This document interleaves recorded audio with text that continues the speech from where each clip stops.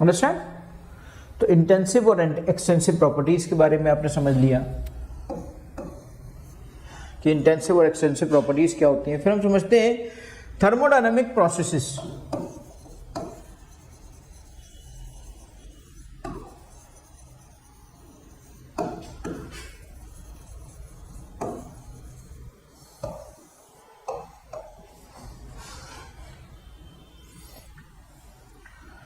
Thermodynamic processes में बेटा एक पहली प्रोसेस हम कह सकते हैं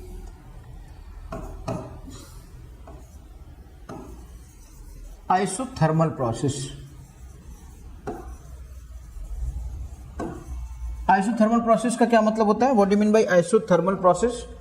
आपको इसके नाम से लग रहा होगा, iso means same, thermal means heat, यानी आइसोथर्मल प्रोसेस का मतलब हुआ ऐसी प्रोसेस जिसमें कि आपका during the process temperature remains constant.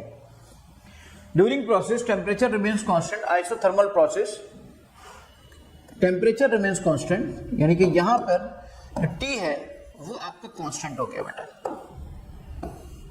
ठीक है।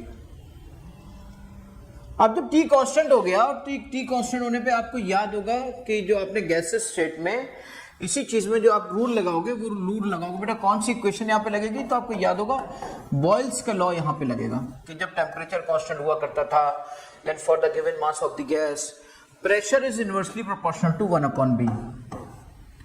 ये बॉयल्स का लॉ आपको लगेगा, है ना? Pressure is inversely proportional to 1/b। और आइसोथर्मल प्रोसेस के कर्व आपके सामने बहुत सारे होंगे। आइसोथर्मल प्रोसेस में आपने एक कर्व देखे होंगे, एक बार मैं इनको रिवाइज करा देता हूँ आपको कि यहाँ पे जो इक्वेशन लगेगी आइसोथर्मल प्रोसेस में, इसमें टेम्परेचर कांस्टेंट होगा और टेम्परेचर कांस्टेंट होगा, ठीक है। जब टेम्परेचर कांस्टेंट होगा तो यहाँ पे जो इक्वेशन लगेगी जिससे ये क्वेश्चन सॉल्व होंगे आइसोथर्मल के, वो होगी बॉयल्स लॉ। बॉयल्स लॉ की इक्वेशन आप सब जानते होंगे अच्छे से कि इससे आपको क्या निष्कर्ष मिलेगा? P1V1 is equal to P2V2। यहाँ पर ये इक्वेशन लगनी है और इससे क्वेश्चंस को सॉल्व होना है बेटा। यहाँ पे जो कर्व बन सकते हैं उनको देख लेते हैं। P और V में जो कर्व बनेगा वो आप देखेगा कि ये एक ऐसा कर्व हो सकता है, हाइपरबोलिक कर्व बनते हैं बेटा। और अगर मैं डिफरेंट कर्व लूं और मैं ये बोलूं कि डिफरेंट कर्व पे अगर मैं बात करूं, क्वेश्चन यहीं पे बनता है, किस तरह का क्वेश्चन बनता है उसको देख लेते हैं। मान लीजिए ये T1 टेम्परेचर है, मान लीजिए T2 टेम्परेचर है, मान लीजिए T3 टेम्परेचर है। ये कोई कर्व देकर आपसे पूछे कि कौन सा टेम्परेचर इसमें सबसे बड़ा है, कौन सी वैल्यू सबसे बड़ी है, तो आप बोल देना T3 is greater then T2 is greater then T1। यहाँ पे ये रिलेशन बेटा काम करता है। इसी PV के डायग्राम की जगह अगर मैं यहाँ पर PV डायग्राम ना बनाकर मान लीजिए मैं P और 1/V का डायग्राम बनाऊं,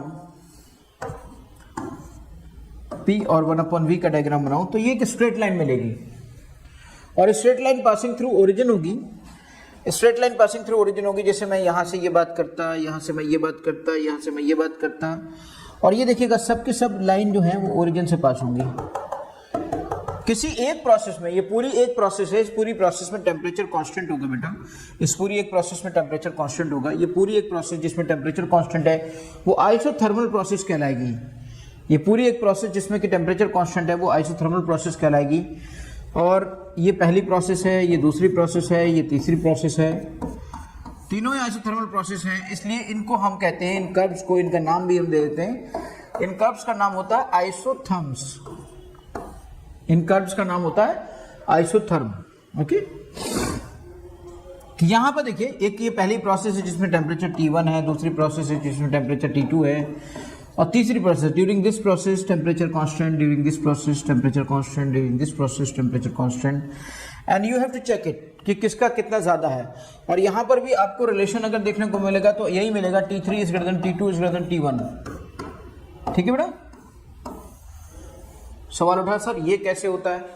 तो मैं आपको एक बहुत छोटी सी बात बता दूं, आप मुझे बताओ P इज इक्वल टू क्या होता है? P is equal to K 1/V। तो ये क्या हुआ? Y is equal to mx। ये क्या है? स्लोप है ना। तो अगर स्लोप जिसका जितना ज्यादा होगा, बोलो भाई स्लोप की वैल्यू किसके बराबर है? स्लोप की वैल्यू अगर आप ध्यान से देखोगे तो ये बताओ मुझे, PV इज इक्वल टू क्या होता है? RT। PV is equal to होता है RT और P is equal to 1/V। 1/V 1/v ये हो गया। तो ये किसके बराबर हो गया? m के बराबर हो गया, यानी p is equal to m, m बराबर k बराबर RT। तो अगर k ज्यादा होगा तो t ज्यादा होगा। और यहाँ देखिए जरा, यहाँ से ये आपका पहला कांस्टेंट, फिर आपका दूसरा स्लोप, फिर आपका तीसरा स्लोप। यहाँ पे स्लोप आपका बढ़ता चला गया। जब स्लोप बढ़ता चला गया तो t बढ़ता चला गया, t बढ़ता चला गया तो t3 is greater then t2 is greater then t1। Okay बेटा,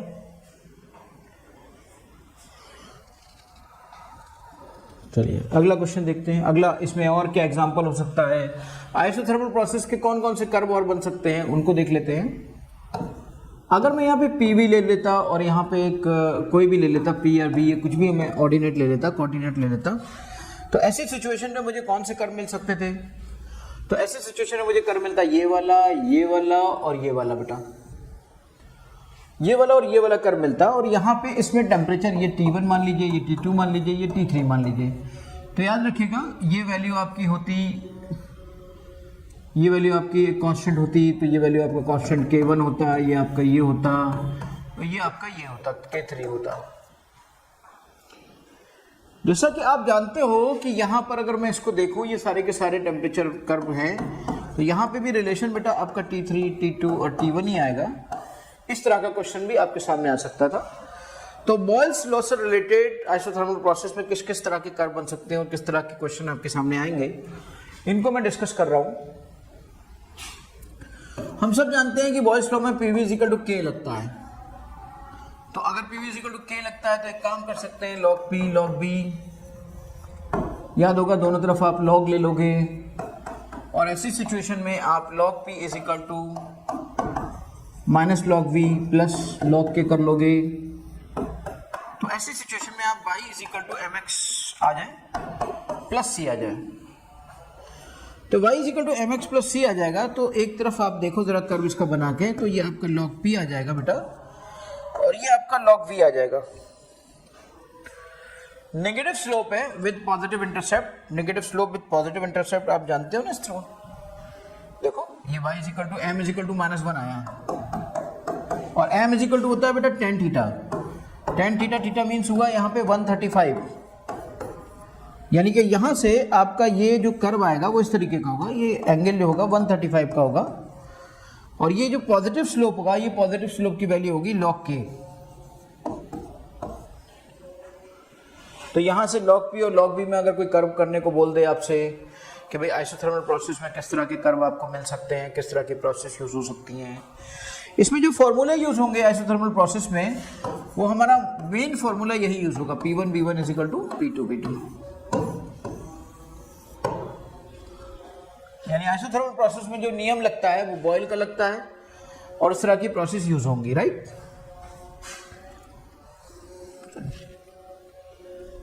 अब हम बात करते हैं बेटा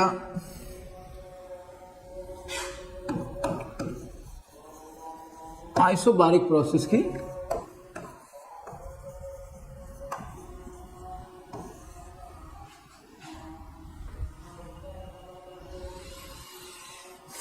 आइसोबारिक प्रोसेस का क्या मतलब होता है? आइसोबारिक प्रोसेस का मतलब होता है कि इस प्रोसेस में कांस्टेंट टेम्परेचर लिया गया, इस प्रोसेस में प्रेशर को कांस्टेंट लिया गया, और अगर प्रेशर को कांस्टेंट लिया गया तो यहां पे क्या लगेगा, यहां पे फिर लगेगा आपका चार्ल्स लॉ,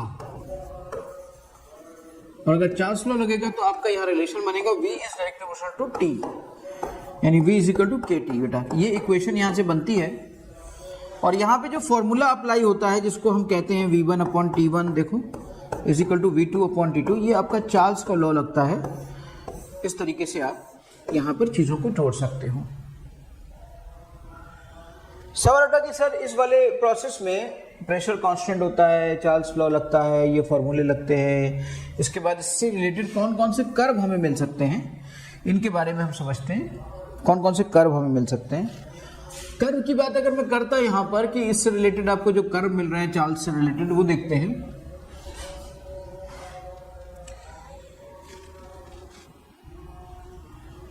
पहला कर्व देखते हैं बेटा, पहला कर्व देखते हैं V और T में। पहला कर्व आपका V और T में होगा, जो कि इस तरीके से आपका ऐसे होगा, पहला कर्व V और T में। और ये आपका पासिंग थ्रू ओरिजिन ही होंगे सारे के सारे। यहाँ पर जो कांस्टेंट है वो कौन है? प्रेशर कांस्टेंट है। तो अगर ये पहली प्रोसेस मैंने ली थी तो इसमें जो प्रेशर होगा वो P1 होगा, इसमें दूसरी प्रोसेस में मेरा प्रेशर P2 होगा और तीसरी प्रोसेस में प्रेशर P3 होगा। मैंने कहा कि सब के सब आपके ओरिजिन से पास हो रहे हैं। यहाँ से अगर इन चीज़ों को हम देखें कि इक्वेशन अगर क्वेश्चन इस पर बनता है, क्योंकि आपने गैसेस स्टेट में तो ये सब पढ़ ही रखा है, इसलिए मैं थोड़ा सा आपको जल्दी बताने की कोशिश कर रहा हूँ। हम सब जानते हैं कि PV is equal to nRT होता है, तो V इज इक्वल टू क्या होता है? V इज इक्वल टू होता है NR अपॉन P। तो V इज इक्वल टू क्या हो, यहाँ पे होता क्या है? KT। तो K की वैल्यू कहाँ से आ गई? K की वैल्यू आ गई NR अपॉन P। इसका मतलब K बढ़ेगा तो P घटेगा। आप यहाँ से देखिए, यहाँ से तो आपको दिखेगा ये आपका है K, फिर ये आपका स्लोप, फिर ये आपका स्लोप बढ़ता जा रहा है, तो P आपका घटता जा रहा है। P अगर आपका घटता जा रहा है तो फिर यहाँ रिलेशन क्या बना? यहाँ रिलेशन अगर आप ध्यान से देखोगे तो रिलेशन बना P1 is greater than P2 is greater than P3। ये रिलेशन बना है आपको बेटा।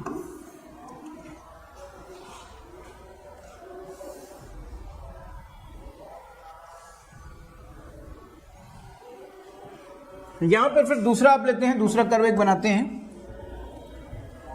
दूसरा कर्व जब हम एक बनाते हैं तो यहाँ पे जो कर्व बनता है, मान लीजिए हम V और T में, ये इसमें बनाना चाहें, अगर V और T में बनाना चाहें कर्व, तो ऑब्वियसली यहाँ पर बेटा देखो एक पॉइंट पे जाकर यहाँ -273 डिग्री पर ये 0 हो जाएगा। -273.15 भी हम पूरा एग्जैक्ट लिखना चाहें तो इस तरीके से ये लिख सकते हैं।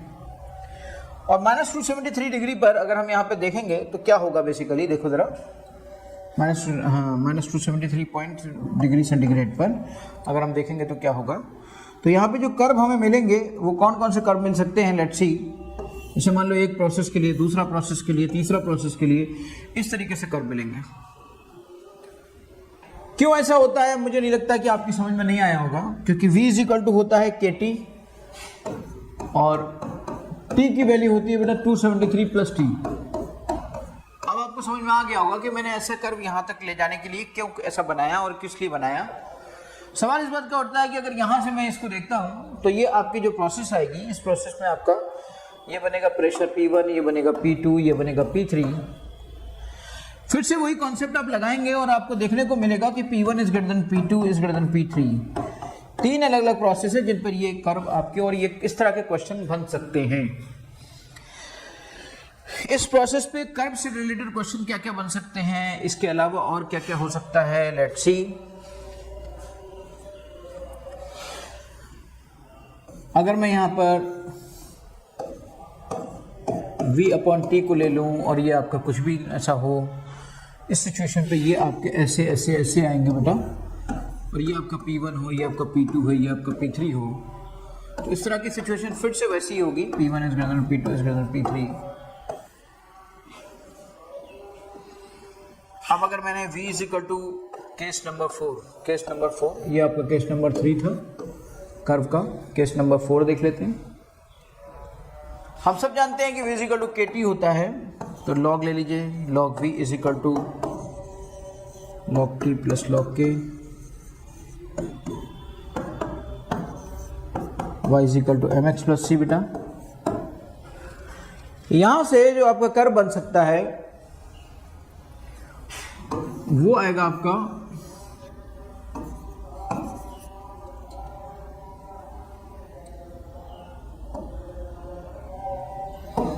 आप यहां से log v ले लीजिए, यहां से आप log t ले लीजिए, फिर आप इसके कर्व को बना लीजिए।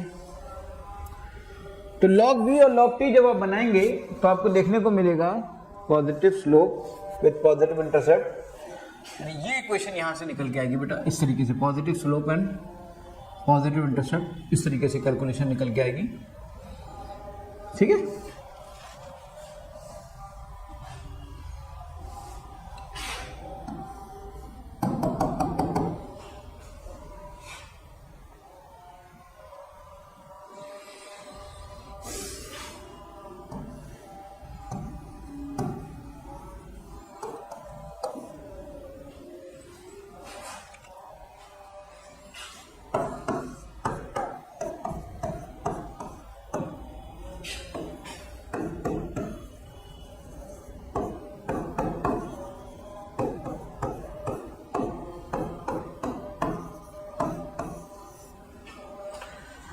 यहाँ पे देखिए आपकी m की वैल्यू आप देख रहे हैं, m की वैल्यू यहाँ से 1 आई है।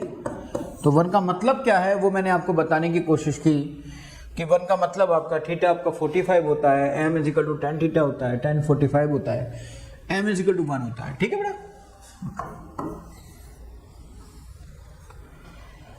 अब आपका तीसरा लॉ है प्रेशर लॉ।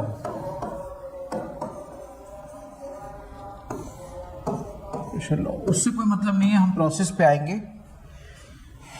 चलिए अगली प्रोसेस है हमारी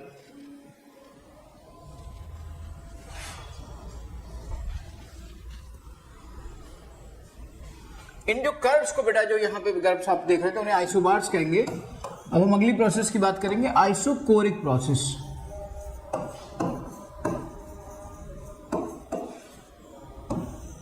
ऐसी प्रोसेस जिस प्रोसेस में वॉल्यूम कांस्टेंट हो, वॉल्यूम कांस्टेंट हो। अगर वॉल्यूम कांस्टेंट होगा तो यहां पे क्या लगेगा, फिर तो यहां पे प्रेशर लॉ लगेगा। मतलब pressure is direction to tree. तो इससे रिलेशन क्या निकलेगा, इससे रिलेशन निकलेगा P upon T is equal to K, या P is equal to KT, है ना। बिल्कुल वैसे ही है जैसे कि पहले था। तो यहां से फॉर्मूला क्या बना, P1 upon T1 is equal to P2 upon T2, यही तो फॉर्मूला बना।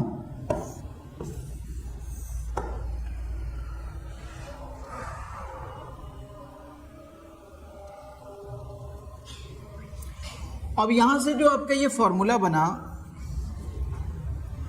इसका इस्तेमाल करके अगर हम कर्व ड्रॉ करना चाहें तो क्या होगा। कर्व्स तो आप सब जानते हो। देखो अब मैं आपको बताऊं, जो भी इससे पहले आपने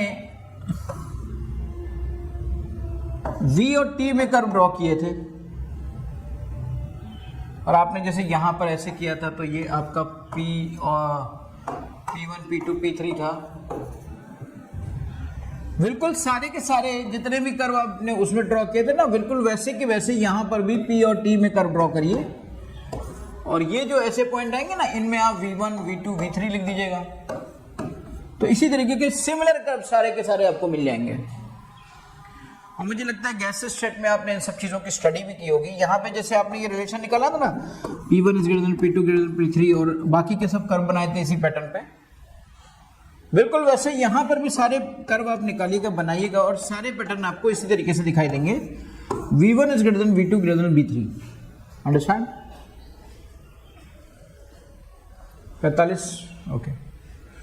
ये थी आपकी आइसोकोरिक प्रोसेस।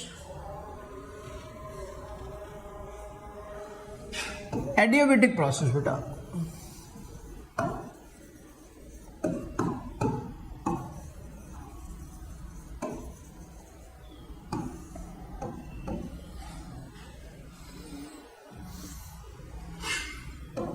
एडियाबेटिक प्रोसेस में क्या होता है। एडियाबेटिक प्रोसेस में आपका Q ट्रांसफर 0 होता है। Q ट्रांसफर यानी कि हीट तो होती है लेकिन हीट ट्रांसफर नहीं होती है। एडियाबेटिक प्रोसेस में जो Q ट्रांसफर होता है वो 0 होता है। ना तो किसी सिस्टम से, मान लीजिए कोई सिस्टम है आपका, और सिस्टम से ना तो हीट बाहर जाएगी और ना हीट अंदर आएगी, ना अंदर जाएगी ना बाहर आएगी। अंदर Q है, अंदर जो है वो है, उसको ऐसा नहीं है कि Q 0 हो जाए, Q ट्रांसफर 0 हो जाता है। आप ये समझ लो मेरी बात को कि Q है जो भी है, उस सिस्टम का जो भी Q है वो अलग बात है, लेकिन Q ट्रांसफर 0 हो जाता है। इस प्रोसेस में यहाँ पे जो लॉ लगता है वो बिल्कुल आइसोथर्मल की तरह लगता है। फर्क इतना होता है कि यहाँ पे जैसे आइसोथर्मल में क्या लगता था, आइसोथर्मल में लगता था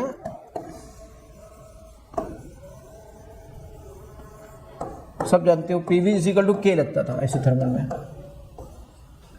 और एडियाबेटिक में वही चीज आपकी एडियाबेटिक कोफिशिएंट के साथ PV gamma equal to K लग जाएगा बेटा, है ना। तो एडियाबेटिक कोफिशिएंट को इसके बाद हम लोग समझते हैं, एडियाबेटिक कोफिशिएंट, ओके।